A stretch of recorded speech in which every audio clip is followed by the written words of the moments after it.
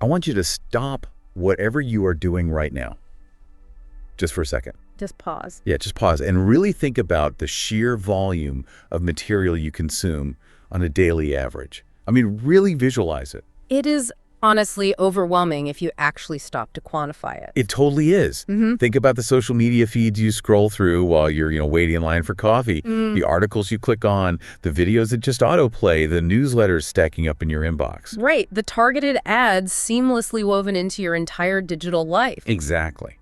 Now, I want you to ask yourself this. How much of that material feels like someone is aggressively pushing an argument at you? Almost all of it, frankly. Right? Like how much of it feels like someone is forcing a very specific conclusion down your throat or aggressively demanding your absolute undivided attention? It is a near constant barrage. We live in this deeply entrenched ecosystem of persuasion. Persuasion, yeah. That's the perfect word for it. Every headline is engineered as a hook. Every post is a pitch. Every video has this mandatory call to action at the end. Smash that subscribe button, right? Exactly. We are perpetually being pushed, pulled, and prodded toward a desired, measurable reaction.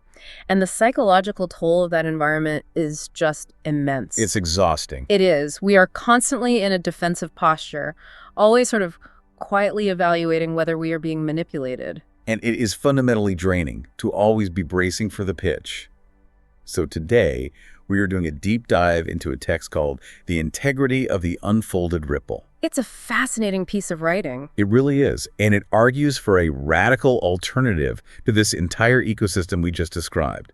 It poses this completely different question.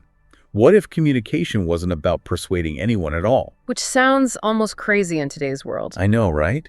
What if it was simply about leaving a trace of an interaction and allowing the reader or listener to just exist within it on their own terms? It is a dense, almost poetic text, and it challenges the absolute bedrock of modern communication. It really asks us to rethink everything. It asks us to take all that pressure to convince, to go viral, to optimize our every thought into a digestible takeaway and just completely abandon it. Just drop it. Yeah. We are going to examine the mechanics of human connection through a lens that removes the transaction entirely. Okay, let's unpack this. Because to understand this outward shift in how we share information, we actually have to start by looking inward. Right, the internal mechanism. Yeah. The text begins with this profound observation about how our own internal systems process the world around us. The opening lines state, nothing to push.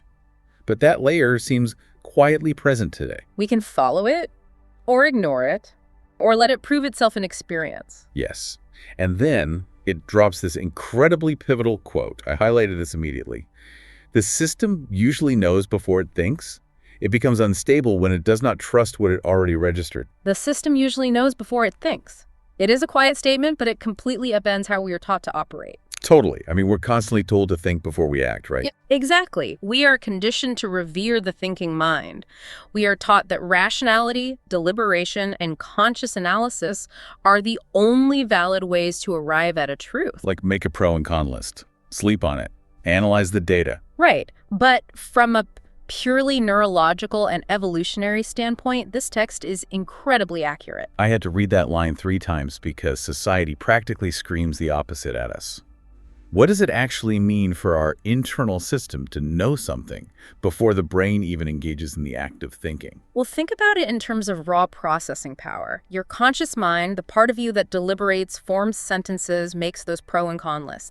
It can process roughly 40 to 50 bits of information per second. Oh yeah, 40 to 50 bits. Yeah, it is linear, it is slow, and it requires immense energy. But your subconscious system, The gut feeling, basically. the older, deeper parts of your brain and your nervous system, they're processing upwards of 11 million bits of information per second. Wait, 11 million compared to 50.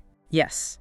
They are taking in micro-expressions on a person's face, the tone of their voice, subtle shifts in the temperature of a room. Spatial awareness, all of that. Exactly, and it's comparing all of it instantly against a massive database of your past experiences and evolutionary survival mechanisms. Wow. So it is kind of like muscle memory, but applied to intuition. It's a great way to put it. Like, picture this. You are standing in your kitchen, you bump the counter, and a glass starts to fall. The classic falling object scenario. Right. You don't consciously think, the glass is descending at a rate of 9.8 meters per second squared.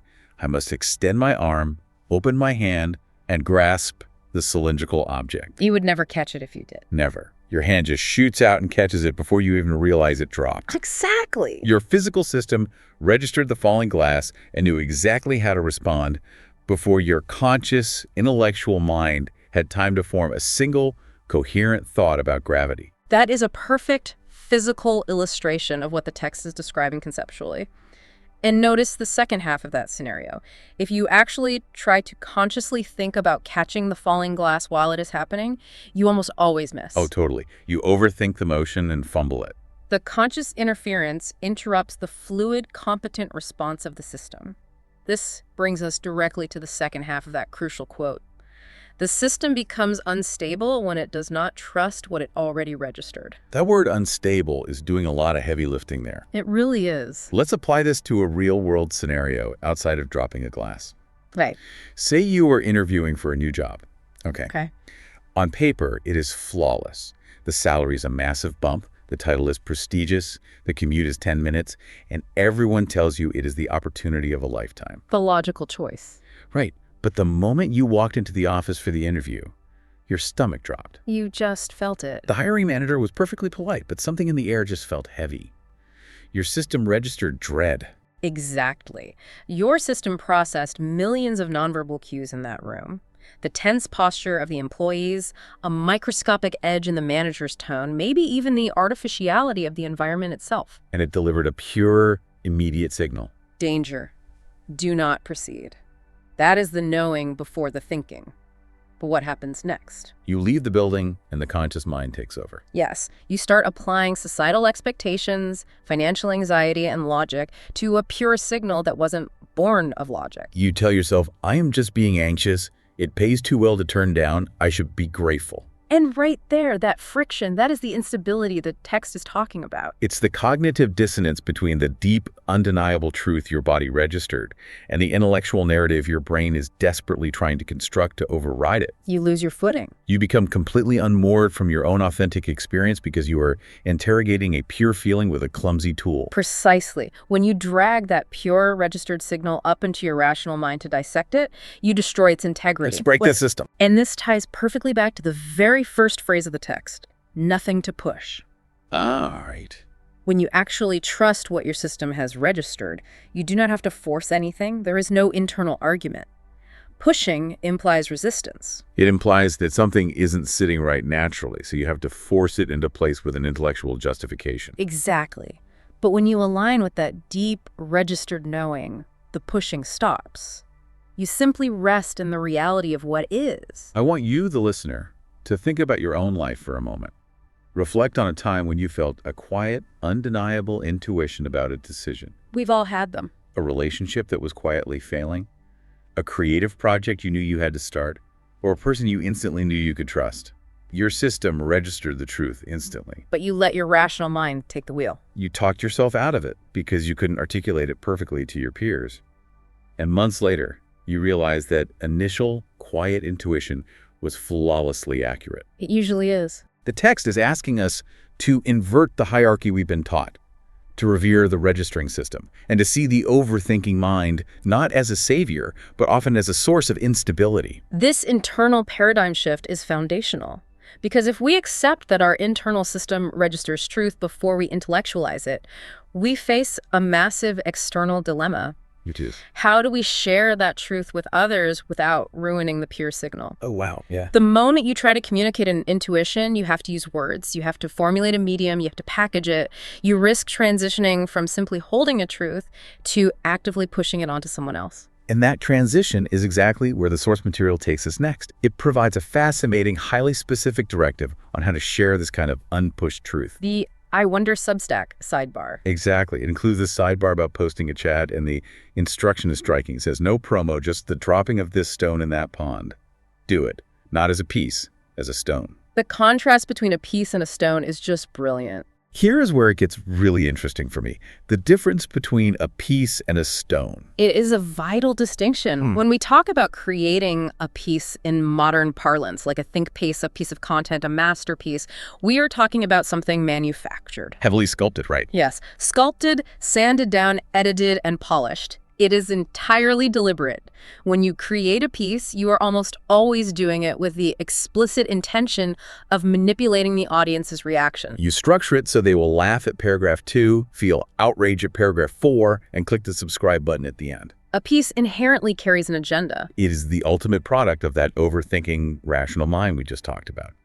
But a stone is raw. It is natural. It is unedited. It wasn't meticulously crafted in a boardroom to maximize engagement. It just exists. It is a geological fact. And if we look closely at the physical mechanics of the metaphor, the dropping of this stone in that pond, it reveals a completely different relationship between the creator and the audience. Well, let's break that down. When you drop a stone into a pond, the stone makes no demands of the water. Right. It doesn't tell the water what to do. It doesn't hand the pond a schematic on how to ripple correctly. It simply enters the environment. And the pond, by its own inherent nature and physical properties, reacts to the disturbance. The ripple is the natural, unforced consequence of the encounter between the two entities. Exactly. There is zero argument there. The stone just says, here I am, entering the space, and the pond reacts how it reacts. But the text adds a crucial caveat to this action, right? It does. No promo. No promo. Because the moment you try to promote the stone, you ruin the entire dynamic. Think about the absurdity of promoting a stone dropping into a pond. It's hilarious to picture. Well, right. If you stand by the water with a megaphone and shout, "Attention everyone, observe the magnificent density of this rock. Prepare yourselves for the most emotionally resonant and perfectly symmetrical ripples you have ever witnessed." You have completely destroyed the naturalness of the encounter. You are no longer dropping a stone. You are staging an event. You have reintroduced the push. I love this idea in theory. I really do. But let's talk about the reality of the world we live in. The practical application. Yeah, because if I just drop a stone, if I post a raw, unpromoted thought online, or if I go into a corporate meeting and just lay the raw data on the table without a persuasive 20-slide PowerPoint deck. It gets ignored. Exactly. The algorithm buries it online, and my boss completely ignores it in the meeting. So how is this stone philosophy actually sustainable for anyone whose livelihood, or even just their desire to be heard, depends on reaching an audience in the attention economy? That is the exact friction this text is forcing us to confront. It's a huge friction. It is. The attention economy demands pieces, not stones. It demands promotion. But the text is arguing that participating in that transaction fundamentally corrupts the material you are sharing. It strips away the purity of the idea to make it palatable for the algorithm or the boardroom. Yes. When you present that highly polished PowerPoint, you aren't actually sharing the data. You are sharing a manipulation of the data designed to force a specific decision. You are demanding a specific reflection back from the pond. The source material is challenging us to abandon the transaction entirely, even if it means sacrificing scale. It prioritizes the integrity of the connection over the volume of the audience. Which is incredibly hard to do, because we are completely socialized to view communication as a transaction.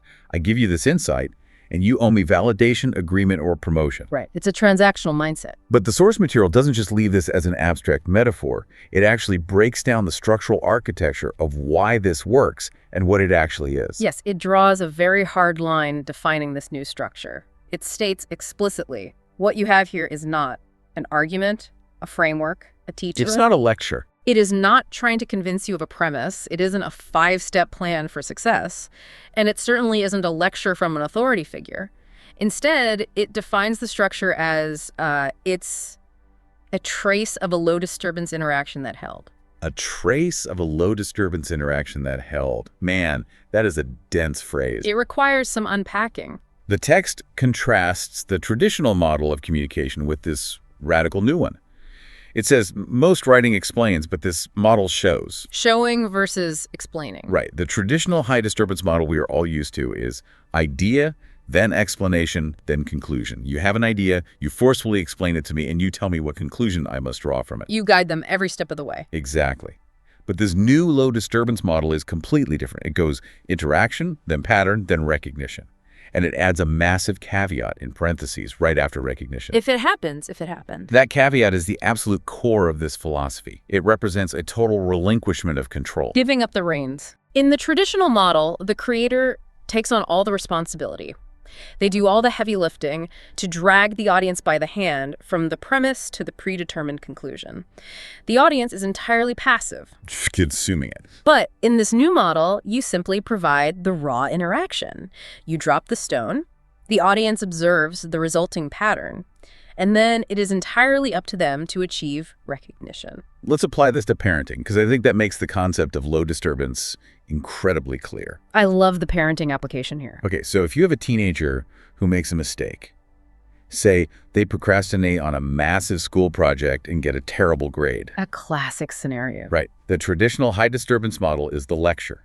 You sit them down, you outline the idea, procrastination is bad, you provide the explanation, you didn't manage your time, you stayed up too late playing games, and you force the conclusion, you will never succeed in college if you do this. Which is a massive disturbance. You are trampling all over their mental space. Mhm. And what does the teenager do? They shut down. They cross their arms, they shut down, and they learn absolute nothing because the conclusion was forced on them. That is a phenomenal application. The lecture is the megaphone by the pond. But what does the low disturbance model look like in that scenario? It looks like letting the interaction hold. The teenager gets the bad grade. That is the interaction. You sit with them, and instead of lecturing, you just let the reality of the situation exist in the room. You don't try to fix it for them. No, you allow them to observe the pattern. I played video games instead of researching, and now I feel terrible, and my grade tanked. If you maintain a low disturbance environment, eventually the teenager arrives at the recognition on their own. I need to manage my time better. And the psychological difference between those two outcomes is night and day. It really is. When the teenager is force-fed the conclusion, they rebel against it. But when they arrive at the recognition themselves, through a low disturbance encounter with reality, that understanding is integrated. It belongs to them. It wasn't borrowed or pushed. It was organically realized. Shifting from forcing a conclusion to allowing for recognition is an act of profound respect. It trusts that the other person's internal system is just as capable of registering the truth as yours is, without you needing to spell it out in neon letters. But again, there is that terrifying risk for the creator or the parent. What if the teenager doesn't get it? What if the audience doesn't see the pattern in the stone you dropped? If we don't explain, aren't we guaranteeing misunderstanding? The text's answer to that anxiety is that the desire to guarantee an outcome is exactly what corrupts the interaction. Oh, wow. The guarantee is the corruption. Yes. If you have to force an idea on life support to keep it alive in someone else's mind, it isn't a resilient idea. That is why the text specifies an interaction that held. That held. A conversation or an exchange that survives and sustains itself naturally without the creator constantly intervening to clarify and correct is a true living thing. If it requires high disturbance to survive, it wasn't ready to be shared. So if our ultimate goal is to offer this pure, low disturbance interaction, what is the greatest threat to it? The framing. Exactly. The source material argues that the biggest danger isn't the material itself, but how we frame it for the world. It dives into a section called Why No Promo is Correct and lists 3 specific dangers that promotion introduces. Direction, expectation, and framing pressure. Let's unpack the psychology of those 3 terms. Well, direction tells the audience exactly where to look, eliminating the possibility of organic discovery. Expectation tells them what they're supposed to find when they look there, pre-programming their emotional response. And framing pressure.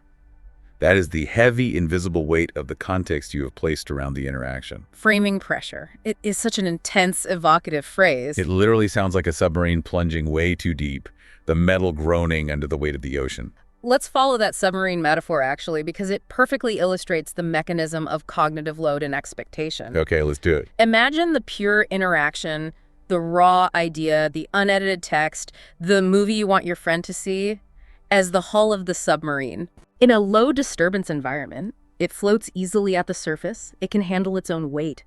But the moment you start adding promotion, you are diving deeper. You're adding pressure. Like when you tell a friend this is the funniest movie ever made, you will literally be crying on the floor. Ugh. You have just strapped tons of framing pressure onto the hull of this movie. Exactly. From a neurological standpoint, you have just drastically manipulated their dopamine baseline. How so? When someone simply sits down to watch a movie with 0 expectations, any genuinely funny moment triggers a natural dopamine release. It is a pleasant surprise. Right, because they weren't expecting anything. But when you apply that massive framing pressure, this is the funniest movie ever, Yeah. you artificially spike their expectation of dopamine before the movie even starts. Oh, I see. No, the movie isn't just trying to make them laugh. It is fighting a losing battle to surpass a neurological threshold that you just unfairly elevated. So they sit there with their arms crossed, the pressure squeezing the hull, thinking, okay, make me laugh.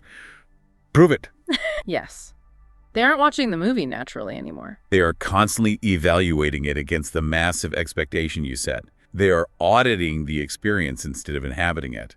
And under all that pressure, the hull cracks, the humor falls flat. The pure encounter is completely destroyed by the framing pressure. That is exactly the mechanism. By trying to guarantee their enjoyment through promotion, you actually made it neurologically harder for them to enjoy it. The text argues that dropping material cleanly, without that pressure, preserves fidelity. Fidelity. I always think of that as an audio engineering term, like high-fidelity recordings. It is, and it is the perfect word here. In audio engineering, fidelity refers to the exactness and precision with which a sound is reproduced. So no static. Right. A high-fidelity recording sounds almost completely identical to the original live performance in the studio. There is no added hiss, no artificial bass boost, no distortion.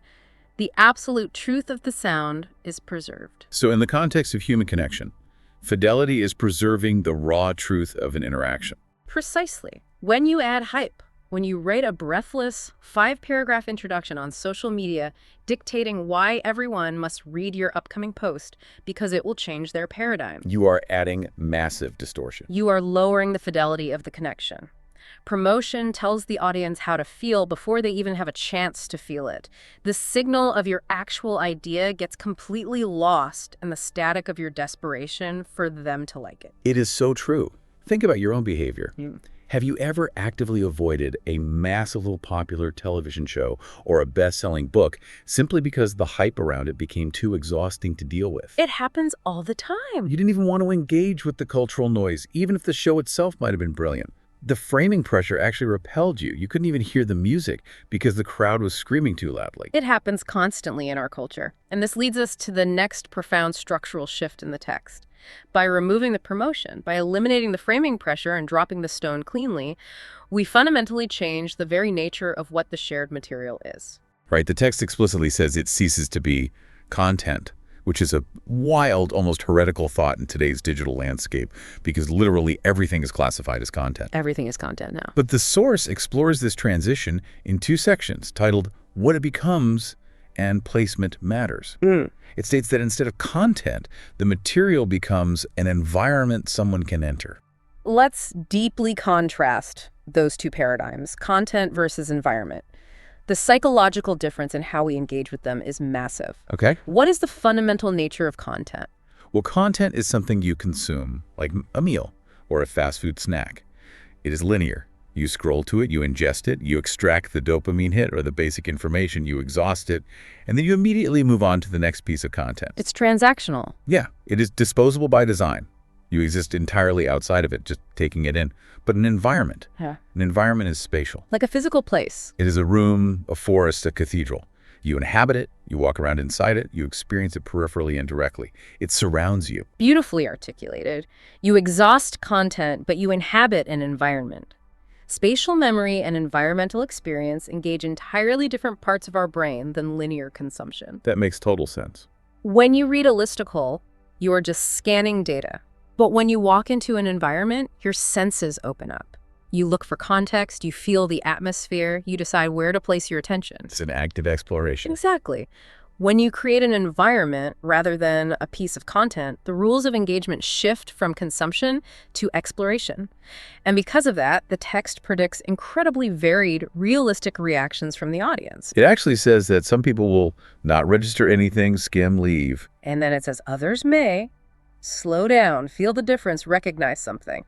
And here is the kicker, the absolute hardest pill to swallow for anyone who shares things publicly. No control over that. No control. That is the ultimate test of everything we've discussed so far. Do you truly trust the system? It's the hardest part. Think about the absolute surrender required here. You are basically building a room, leaving the door wide open and then walking away entirely. You're not guiding them. You aren't standing at the door checking tickets. You aren't giving guided tours with a laser pointer, making sure everyone looks at the specific architectural detail you are most proud of. Right. If someone walks in, looks around for 2 seconds, decides they don't like the vibe, and walks out, you let them. If someone walks in, sits down in the quietest corner, and stays for hours, you let them. You've completely surrendered the outcome. And to facilitate that kind of unpressured open entry, the text emphasizes that placement matters. It advises utilizing minimal framing, absolutely no summary, and no heavy-handed interpretation. It suggests using just a simple doorway line. The example the text gives for a doorway line is so understated, it is brilliant. A conversation that held longer than expected. Or it suggests even less. Let's analyze the psychological brilliance of that specific doorway line, a conversation that held longer than expected. What does that sentence actually do to the reader? It does almost nothing. And that is the genius of it. It doesn't promise anything. It doesn't apply any framing pressure. It doesn't say a conversation that will blow your mind and fundamentally alter your worldview. It's just a statement. It just states a calm, factual observation. This thing happened, and it lasted for a while. That's it. It sets absolutely zero expectations, so the dopamine baseline remains completely level. It merely describes a reality. Exactly. It creates a true low-disturbance entry point. It is an invitation, not a summons. An invitation, not a summons. I like that. And accepting that you have no control over whether people choose to cross that threshold or whether they skim or slow down once inside. That is the ultimate expression of the philosophy we discussed at the very beginning. Trusting the system. If your internal system truly trusted the pure intuition that generated the interaction, you wouldn't feel this desperate need to control how others receive it. Right. The need to control is the instability. The obsessive need for control, for metrics, for guaranteed comprehension, that is all a symptom of the thinking mind's instability. I want you to visualize your digital feeds right now. Think about opening your phone. How much of it feels like you are driving down a highway lined with screaming neon billboards? Just constant noise. Everyone is shouting, "Look at me! Buy this framework! Agree with my political take! Be outraged by this 15-second clip!" And amid all that blinding noise and high disturbance pressure, how incredibly, breathtakingly rare is it to just stumble upon a quiet, open doorway. Very rare. A space that demands absolutely nothing of you, but simply invites you in, if you're curious. The contrast is staggering. It is the difference between being assaulted by information and being invited into an experience. Yeah. When you find one of those rare doorways, your nervous system actually downregulates. You can physically feel the difference. You really can. And as we reach the final culminating stage of this philosophy, the text presents us with what is undeniably the hardest instruction of all. Especially for anyone whose profession, identity, or natural inclination is to craft language carefully. Yes, the section bluntly titled Important, this is the anti-optimization mandate. The text lays down 3 very strict, uncompromising rules regarding the material you're preparing to share. It says, don't optimize it, don't edit it into clarity, don't compress it into insight. Those are tough rules to follow. Okay, I have to stop right here. Because my entire professional life, my whole personality, the very reason I am hosting this deep dive, is rooted in my ability to edit things into clarity and compress them into insight. Right, that's what you do. I am the person who takes the sprawling, complicated research paper and turns it into the actionable takeaway. That's what people want, isn't it? They are busy. They want the messy, complicated world distilled into neat, understandable bullet points. Are they seriously arguing that trying to be articulate ruins the magic? This is where we have to be incredibly precise about what the text is criticizing. The mandate, don't edit it into clarity, sounds like an endorsement of bad writing, but it isn't. So what is it? The text is not anti-articulation. It is anti-sanitization. Anti-sanitization. Okay, draw that distinction for me. Think about a sprawling, intensely genuine conversation you have had with a close friend late at night in a diner. Okay, I'm picturing it. It meandered. You went on wild tangents. You both struggled to find the exact right words, circling around a profound feeling. There were long, heavy pauses. There was messy, unpolished emotion, maybe a bit of contradiction. Right. That interaction was undeniably real. It had a pulse. It had life in it. Now imagine taking the transcript of that 3-hour living conversation and handing it to a corporate PR team to force it through an editing process. Oh, no. To extract the top 5 actionable insights on friendship, to post on LinkedIn. You would completely murder the conversation. You would drain all the blood from it. The bullet points might be factually true based on what we talked about, Right. but the truth of the encounter would be entirely gone. Exactly, because as the text explicitly states, the value is in the way it unfolded, not what it concludes. A process is the point. When you compress that living, breathing interaction into a neat little sanitized bullet point of insight, you cut out all the oxygen. You remove the very space, the environment, where the audience was supposed to have their own organic recognition. You sanitize the messy, beautiful process of human discovery, replacing it with a sterile conclusion. You are handing them a plastic replica of a flower instead of letting them walk through the garden and smell the dirt. That's a great analogy. The friction, the pauses, the slight tangents, that is the dirt. That is where the life grows. Precisely. And this leads directly into the final goal, outlined in the section, what it actually does. It says this raw, unoptimized approach creates a chain reaction. Possible encounter, then possible recognition, then possible re-entry elsewhere. And then it defines this chain reaction with the most crucial distinction of the entire document. That's the ripple, not readership. The ripple versus readership. That right there is the core existential conflict of the modern creator, the modern employee, the modern human interacting online. Let's explore that dichotomy. What does readership actually represent in the context of this ecosystem we've been describing? Readership represents vanity metrics. It represents volume and scale. It is your follower count, your unique monthly visitors, your open rates, your likes, your retweets. Readership is a metric of ego and a metric of consumption. It is the ultimate measurement of how many people you successfully pushed your optimized piece onto. And what, by contrast, is the ripple. The ripple is organic resonance. It is that natural, outward, unforced expansion of a realized pattern in the pond. It means someone walked through your open doorway, encountered the raw, unedited stone you dropped. Their own internal system registered the truth of it. They achieved their own recognition. And then the possible re-entry elsewhere, they carried that shifted perspective into their own life. Maybe it changes how they speak to their spouse that evening. Maybe it changes how they approach a problem at work. The ripple moves outward, completely independent of the stone that started it. And here's the brutal truth. You cannot measure a true ripple with a digital dashboard. You can't track it. No. You cannot optimize a ripple for a quarterly review. The ripple happens in the quiet, invisible spaces of other people's lives. Right. When you optimize your communication for readership, you are inevitably forced to edit for clarity, compress for insight, and apply massive framing pressure to attract the maximum number of eyeballs.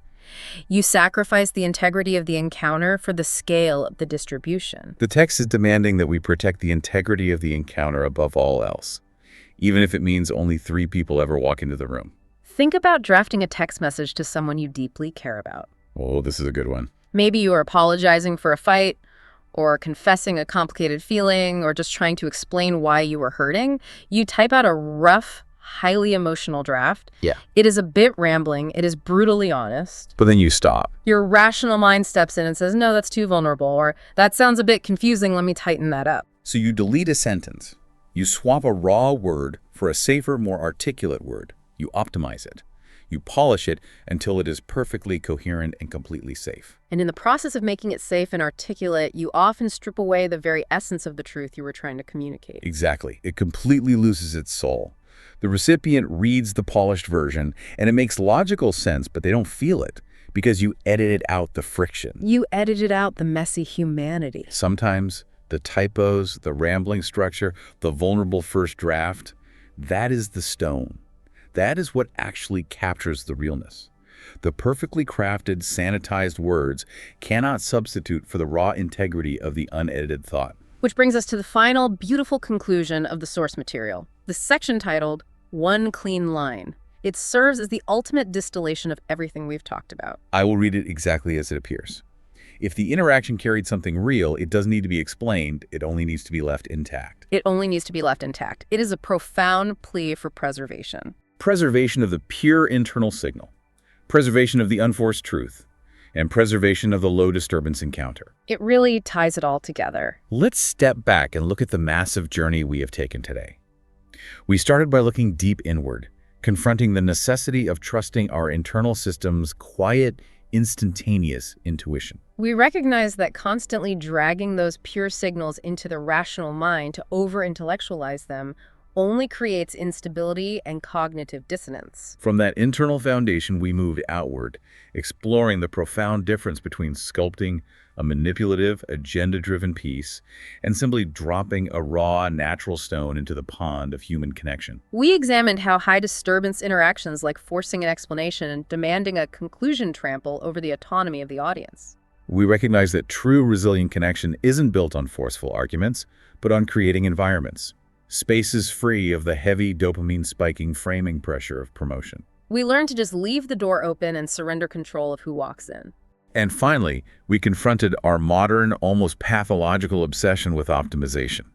We realized that when we edit our raw, living interactions into compressed, sanitized insights, we trade the organic, life-changing power of the ripple for the hollow, ego-driven metrics of readership. We learned that if something is truly real, its greatest power lies in remaining unbroken, unexplained, and completely intact. It is, at its core, a philosophy of profound surrender. Surrendering the illusion of control, surrendering the desperate need to be validated by the crowd, surrendering the urge to push our agenda onto the world. And in that terrifying surrender, finding a much deeper, much more authentic, and ultimately much more peaceful way to connect with reality. It is incredibly challenging, it is completely countercultural to the ecosystem we live in, and it is deeply, deeply necessary. It is, and it leaves us with a significant question about how we operate moving forward. If the ultimate goal of sharing our thoughts, our art, or our presence is truly to create a ripple rather than just capturing readership or transient attention, how would that change the very first word you choose to say to someone tomorrow morning? What if, in a world absolutely desperate for polished content, loud opinions, of forceful conclusions, your unedited, unforced silence is actually the most profound, low-disturbance interaction of all? That is something to truly sit with, to stop intellectualizing and just let it register in your system. Thank you so much for joining us on this deep dive into these incredibly provocative sources. We invite you to keep exploring, to keep questioning the high disturbance noise around you, and perhaps, just for today, to drop the stone, leave the room intact, and let things naturally unfold. We'll see you next time.